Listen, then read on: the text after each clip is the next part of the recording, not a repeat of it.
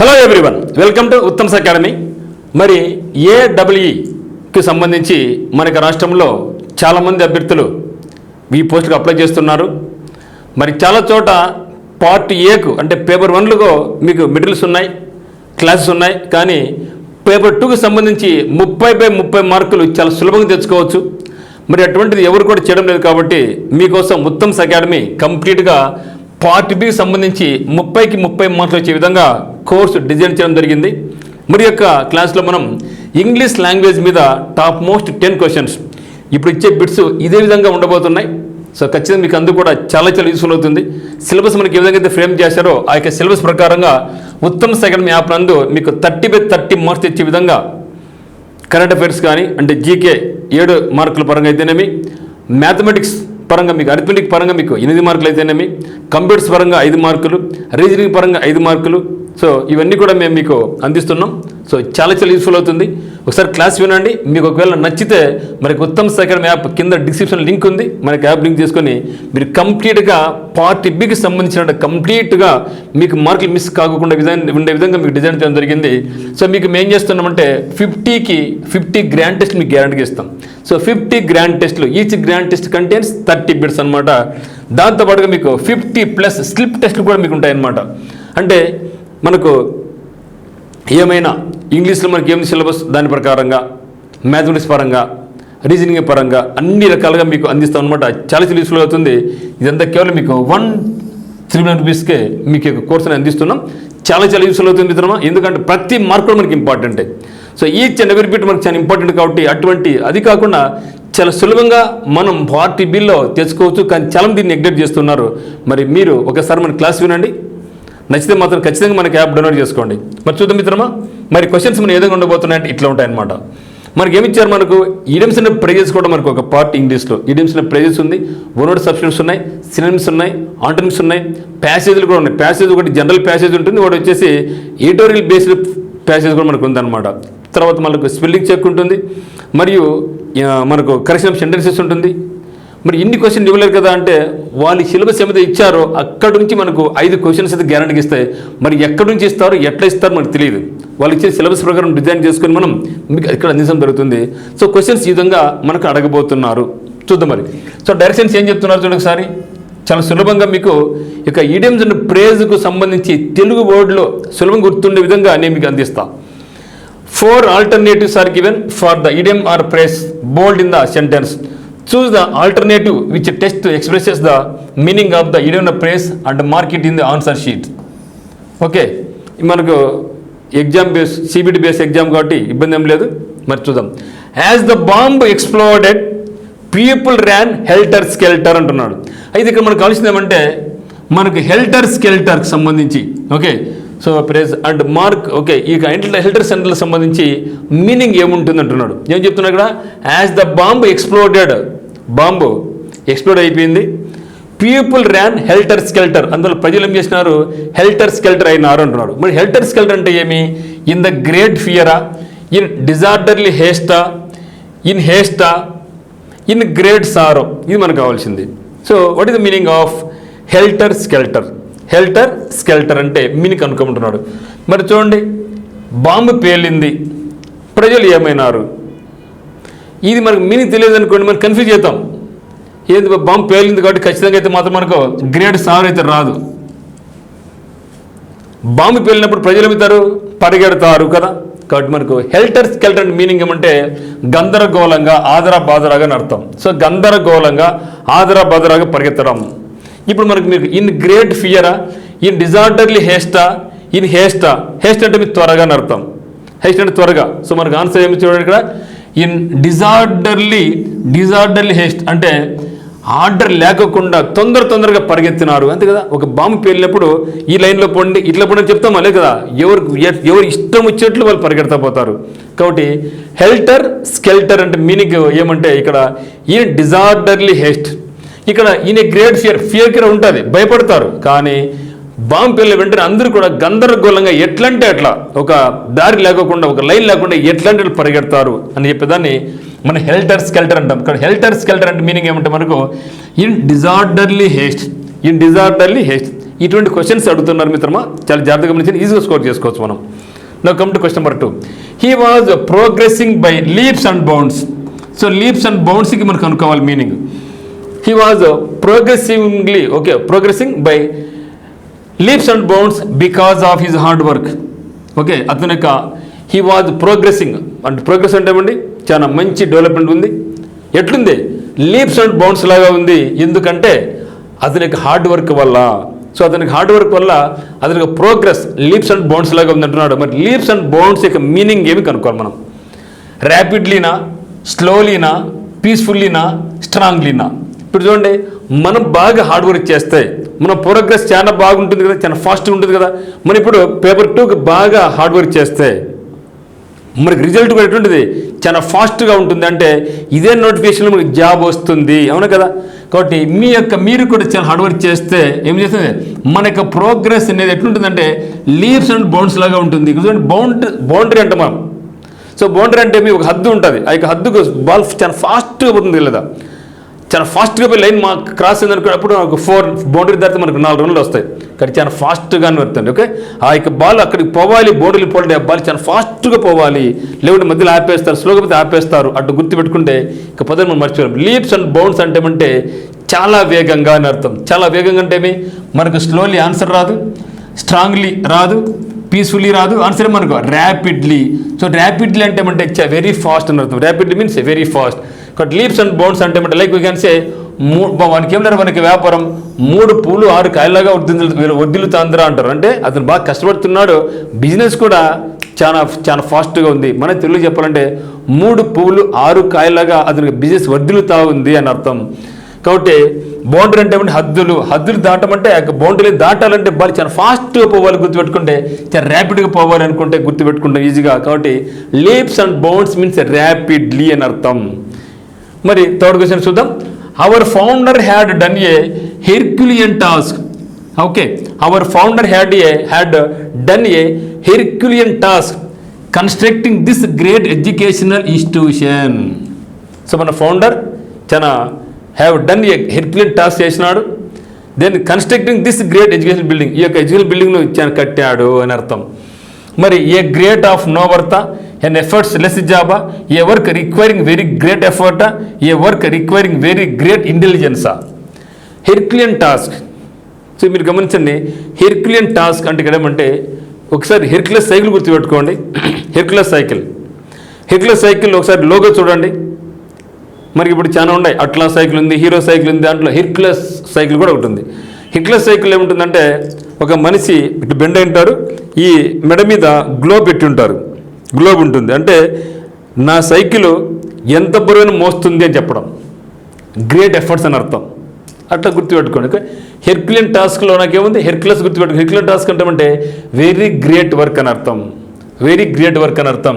కాబట్టి మిక్కిలి కఠినమైనటువంటి పనిని ఏమంటామంటే మనం హెర్క్యులియన్ టాస్క్ అంటాం. మరి ఏ వర్క్ ఆఫ్ నో వర్తా కాదు కదా, ఎఫర్ట్స్ లెస్ జాబ్, ఎఫర్ట్స్ ఉన్నాయి కదా.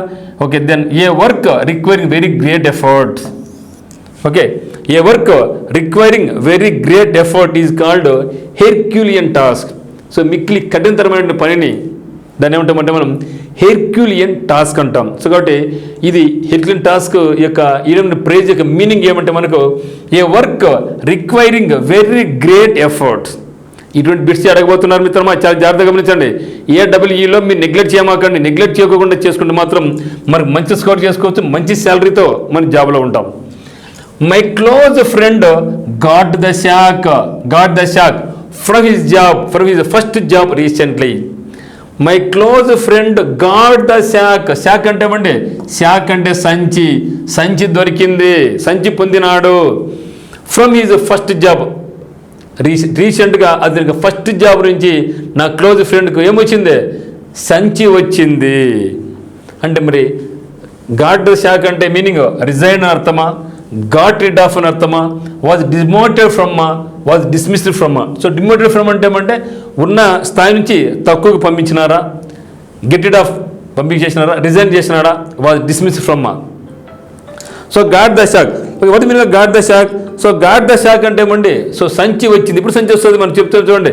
మనం సరిగ్గా చదవలేదు అనుకోండి, మన అమ్మ నాన్న చెప్తారు, ఒరే సరిగ్గా చదవలేదు, నువ్వు ఖచ్చితంగా అడుక్కుంటారు, సంచి పట్టుకుని అడుక్కుంటారు అంటూ ఉంటారు. సంచి పట్టుకుని అడుక్కుంటా ఉంటారా అంటే ఏమి, సంచి పట్టుకుని అడుక్కుంటే ఇప్పుడు జాబు లేదని అర్థం. జాబు లేకపోతే ఇక్కడ గాడ్ ద షాక్ అంటే ఏమంటే నువ్వు సరిగ్గా పని చేయలేదు కాబట్టి, నువ్వు సరిగ్గా పని చేయలేదు కాబట్టి నేను డిస్మిస్ చేసినారు. ఎప్పుడైతే డిస్మిస్ చేస్తారు జాబ్ నుంచి, మనం అడక తినాల్సిందే అని అర్థం. అటు గుర్తుపెట్టుకోండి మిత్రులు, జస్ట్ ఫర్ మనం గుర్తుపెట్టుకోవడానికి మాత్రం చెప్తున్నా. గాడ్ షాక్ అంటే సంచి. సంచి వచ్చింది దేనికి వచ్చింది, అడక తినడానికి. ఎట్లా గుర్తుపెట్టుకోవాలి, నిన్ను జాబ్ నుంచి డిస్మిస్ చేసినారు, మనం సరిగ్గా పని చేయకపోతే డిస్మిస్ చేస్తారు. అప్పుడు ఏం చేయాలి, బయట అడక తినాలని పెద్దలు చెప్తూ ఉంటారు. కాబట్టి got the shock means was dismissed from అని అర్థం.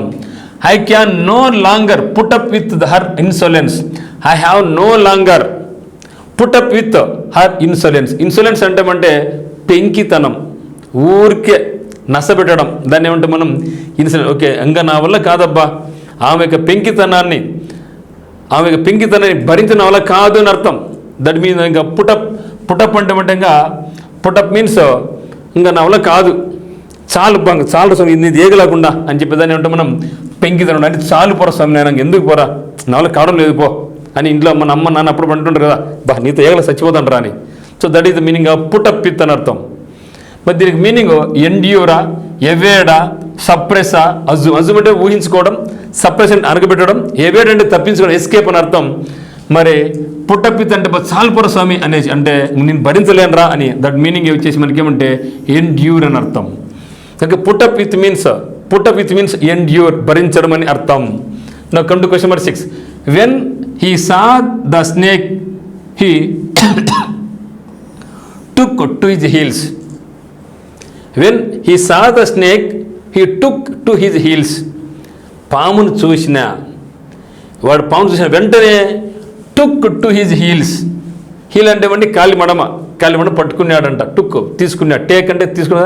ఏం తీసుకున్నాడు, కాలి మడమ తీసుకున్నాడు. ఎప్పుడు, పామును చూసిన వెంటనే. ర్యాన్ అవే ఇన్ ఫియరా, వెంట్ స్లోలీనా, వాక్డ్ ఇన్ ఫియరా, జంప్డ్ ఫాస్టా. ఇక్కడ చూస్తే మనకు ఒక మీనింగ్ వస్తుంది. పామును చూసిన వెంటనే మనం ఇస్తాం, పామును చూస్తేనే స్లోగా పోతామా, తప్పు, ఇది wrong. Ran off in a ఫియర్తో భయపడతాం. వాక్డ్ ఇన్ ఫియర్తో నడుస్తాం. జంప్డ్ ఫాస్ట్, నడుస్తాము, పాము చూస్తేనే పరిగెడతలేదు కాదు. మన ఆన్సర్ ఎప్పుడు ఏమంటే జంప్డ్ ఫాస్టా, ర్యాన్ అవే ఇన్ ఫియరా. సో పామును చూస్తాను, మీరు జస్ట్ ఊహించుకోండి. సో పామును చూస్తాం, మనం ఏం చేస్తాం, ర్యాన్ అవే ఇన్ ఫియర్, భయంతో పరిగెడతాం. హీల్స్ అంటే ఏమిటి చూడండి, మనం నడుచుపోతున్నామండి, కాళ్ళకు చెప్పులు ఉన్నాయి, పాము కనిపించింది, పరిగెత్తాలి. ఏం చేస్తాం, చెప్పులు చేతి తీసుకొని పరుగో ఇలాంటి చెప్పులు ఇసిరి పడేసి పరుగో. ఎందుకు, భయంతో పరిగెత్తాడని ఏమంటామంటే మనం టుక్ టు హిజ్ హీల్స్ అంటే మీనింగ్ ఏమంటే భయంతో పరిగెత్తడాన్ని ఏమంటాం మనం టుక్ టు హిజ్ హీల్స్ అంటాం. That is meaning Ryan away in fear అని అర్థం. Now come to question number 7. He has to abide by the hard and fast rules of the company. He has to abide by the hard and fast rules of the company. So ప్రతి ఒక్కరు కూడా company యొక్క కొత్త rules ఏముండాలా, మనకు కట్టుబడి ఉండాలని చెప్పేదాన్ని మనం అబాయిడ్ బై అంటాం. అబాయిడ్ బై అంటే కట్టుబడి ఉండాలని. అబాయిడ్ బై మీన్స్ కట్టుబడి ఉండడం. ఎందుకని మనకు కంపెనీలో జాయిన్ అయినప్పుడు వాళ్ళ రూల్స్ ఏమైతే ఉంటాయో వాటికి మనం ఖచ్చితంగా కట్టుబడి ఉండాల్సిందే. అక్కడ కఠినమైనటువంటి నిర్ణయాలు ఉంటాయి, అయినా సరే నువ్వు కట్టుబడి ఉండాల్సిందే అని బయట పంపించేస్తారు. మరి నాకు మీనింగ్ కావాల్సింది ఏమంటే హార్డ్ అండ్ ఫాస్ట్ అంటే మీనింగ్ ఏమి, హార్డ్ అండ్ ఫాస్ట్ అంటే మీనింగ్ కనుక్కోమంటున్నాడు. ఫ్లెక్సిబులా, స్ట్రిక్టా, ఆనెస్టా, డిఫికల్టా. So no doubt at all flexible కాదు. వాట్ మీనింగ్ ఫ్లెక్సిబుల్, అట్లా కావచ్చు ఇట్లా కావచ్చు అంటే అంత స్ట్రిక్ట్గా కాదు అని అర్థం. కొన్నిసార్లు స్ట్రిక్ట్, కొన్నిసార్లు లూజ్. ఎప్పుడు సరే కంపెనీ అది లూజ్గా ఉండదు కదా, కాబట్టి ఇది ఆన్సర్ అయితే కాదు. ఇప్పుడు మన ఆన్సర్ ఏమంటే స్ట్రిక్ట్ అన్నా ఉండాలి, ఆనెస్ట్ అన్నా ఉండాలి, డిఫికల్ట్ అన్నా ఉండాలి. సో ఆనెస్ట్ కూడా రాకపోవచ్చు, నిజాయితీగా ఉండాలని కాదు. సో కంపెనీ యొక్క రూల్స్ ఆనెస్ట్ కట్టుకుంటామని కాదు, స్ట్రిక్ట్ రూల్సా, డిఫికల్ట్ రూల్సా. సో ఇక్కడ మనం చెప్పేది ఏమంటే ఆన్సర్ స్ట్రిక్ట్ అని అర్థం. సో స్ట్రిక్ట్ రూల్స్, కంపెనీ యొక్క కఠినతరమైనటువంటి రూల్స్కు కట్టుబడి ఉండాల్సిందే అని అర్థం. కాబట్టి హార్డ్ అండ్ ఫాస్ట్ అంటే మీనింగ్ ఏమంటే స్ట్రిక్ట్ అని అర్థం. Now come to question number 8. She goes to her mother's house off and on. She goes to her mother's, ఆమె వాళ్ళ అమ్మ ఇంటికి పోతా ఉంది. ఎప్పుడు పోతుంది? Off and on, off and on, ఆగిపోతా ఉంది, పోతా ఉంది. ఆఫ్ అండ్ ఆన్ చాలా చాలా ఇంపార్టెంట్ బిట్ మిత్రమా ఏడబ్ల్యూ ఎగ్జామినేషన్ సంబంధించి. She goes to her mother. మనకి పెళ్ళి ఏందనుకోండి, మన అమ్మింటికి పోతామా? So that is the meaning of and on. మరి ఎప్పుడు పోతున్నావు? ఫ్రీక్వెంట్లీగా పోతున్నావా, రేర్లీగా పోతున్నావా, అకేషనల్లీ పోతున్నావా, సమ్ టైమ్స్ పోతున్నావా, అన్ని కూడా చాలా దగ్గర మీనింగ్ ఉంది. ఒక్కసారి మీరు ఊహించుకోండి, మనకి పెళ్ళైన వెంటనే భర్త ఇంట్లో ఉంటాం. అప్పుడు అమ్మల ఇంటికి ఎప్పుడు పోతాం? కొన్నిసార్లు పోతావా, చాలా అరుదుగా పోతావా, ఫ్రీక్వెంట్గా పోతూ ఉంటావా, అకేషన్లు పోతూ ఉంటావా? దగ్గర మీనింగ్ ఉంది ఇది. ఇక్కడ మీకు చాలా ధైర్యంగా నిదానంగా చెప్తా, మీరు ఎప్పుడు మర్చిపోలేరు. మరి మనం అమ్మ వాళ్ళ ఇంటికి ఎప్పుడు పోతాం? ఒక పండగ వచ్చింది పోతాం, లేదా అమ్మ వాళ్ళ ఇంట్లో ఏదైనా ఒక అకేషన్ జరుగుతూ ఉంది, ఒక సందర్భం వచ్చింది పోతాం, లేదా బట్టలు కట్టుకోరమ్మన్నారు పోతాం. అంటే ఒక అకేషన్ ఏదైనా వచ్చినప్పుడు అమ్మ వాళ్ళు పిలిచినప్పుడు మనం ఖచ్చితంగా పోతాం. దేనికి సందర్భంగా? అకేషన్ పరంగా, సందర్భానుసారంగా ఎప్పుడు అవసరం ఉంటే పోతాం. కాబట్టి మన ఆన్సర్ ఏమవుతుందంటే మనకు అకేషనల్లీ. గుర్తుపెట్టుకోండి, very very important bit. Frequently అంటే మీరు తరచుగా అని అర్థం, రేర్లీ అంటే చాలా అరుదుగా అని అర్థం, సమ్టైమ్స్ కొన్నిసార్లు అని అర్థం. అవన్నీ కాదు. అమ్మ వాళ్ళ ఇంటికి మనం అకేషనల్గా సందర్భానుసారంగా ఏదైనా ఒక సందర్భం వస్తే పోతాం. కాబట్టి ఆన్సర్ ఏమవుతుంది నాకు? అకేషనల్లీ అవుతుంది. సందర్భానుసారంగా, అప్పుడప్పుడు అనే మీనింగ్లో మనం ఆఫ్ అండ్ ఆన్ ఉపయోగిస్తాం. నా come to question number 9. The robber అంటే ఎవరని? దొంగతనం చేసేవాడు. మర్డర్ చేసినాడు. ఎవరిని? ఉమెన్ని. ఎట్లా? ఇన్ కోల్డ్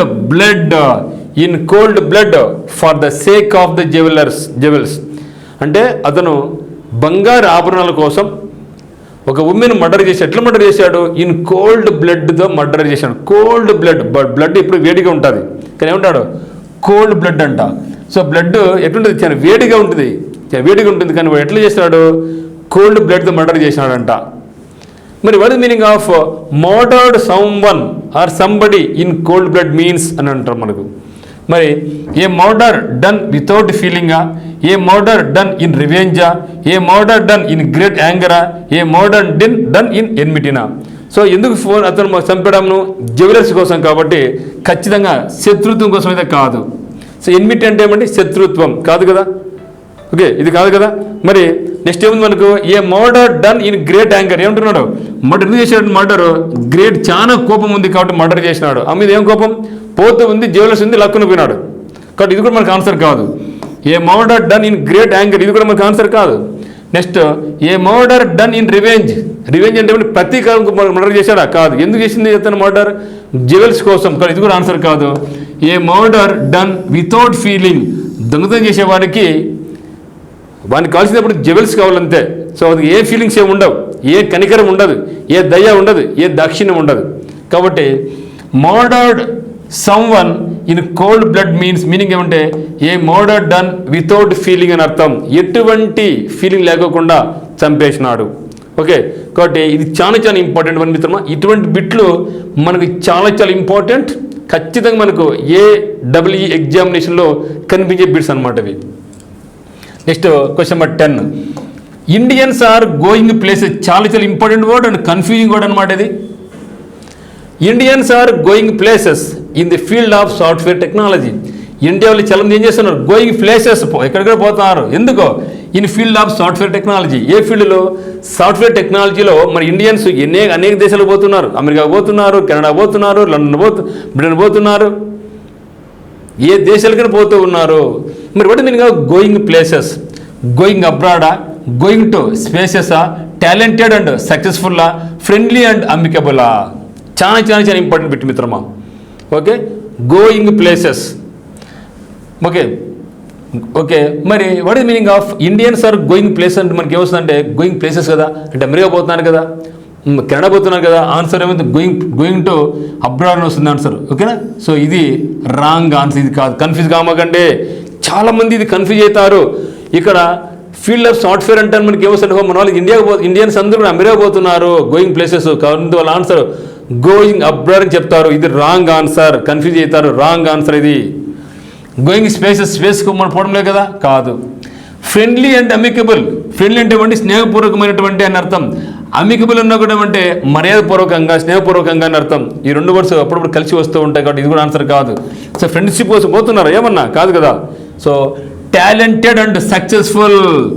మన వాళ్ళు సాఫ్ట్వేర్ టెక్నాలజీలో చాలా టాలెంట్ ఉంది, సక్సెస్ఫుల్ ఉంది కాబట్టి వాళ్ళు బ్రహ్మాండంగా రాణిస్తున్నారు అనే మీనింగ్లో మనం ఇక్కడ ఉపయోగిస్తాం. ఒకటి ఇండియన్స్ ఆర్ గోయింగ్ ప్లేసెస్ అంటే Indians are talented and successful in the field of software technology. అంతేగాని అమెరికాకు పోయినారు, లండన్ పోయినారు కాదు మిత్రమైతే. కాబట్టి Indians are going places means Indians are talented and successful in the field of software technology. So ఇటువంటి బిట్లు మీకు మనకు AWకి సంబంధించి మీకు ఇస్తున్నాం. 30/30 మార్క్స్ వచ్చే విధంగా ఇంగ్లీష్ కావచ్చు, కరెంట్ అఫైర్స్ కావచ్చు, అంటే జీకే కావచ్చు, క్వాంటిటీ కావచ్చు, రీజనింగ్ కావచ్చు, కంప్యూటర్ బిట్స్ కావచ్చు, ప్రతి దాన్ని కూడా మీకు సులభంగా మనకు ఉత్తమ్ అకాడమీ యాప్లో మీకు కేవలం 139 రూపీస్కి అందిస్తున్నాం. ఖచ్చితంగా మనకు కోర్సులు మీకు నచ్చితే తీసుకోండి. ప్రతిరోజు ఈ విధంగా కొన్ని బిట్స్ అయితే మాత్రం యూట్యూబ్ నందు మీకు ఫ్రీగా అందిస్తాం. ఖచ్చితంగా మీరు ఉత్తమ్ అకాడమీ యూట్యూబ్ ఛానల్ కూడా సబ్స్క్రైబ్ చేసుకోండి, వాచ్ చేయండి, ఫ్రెండ్స్కి రెఫర్ చేయండి, షేర్ చేయండి. Thank you for watching.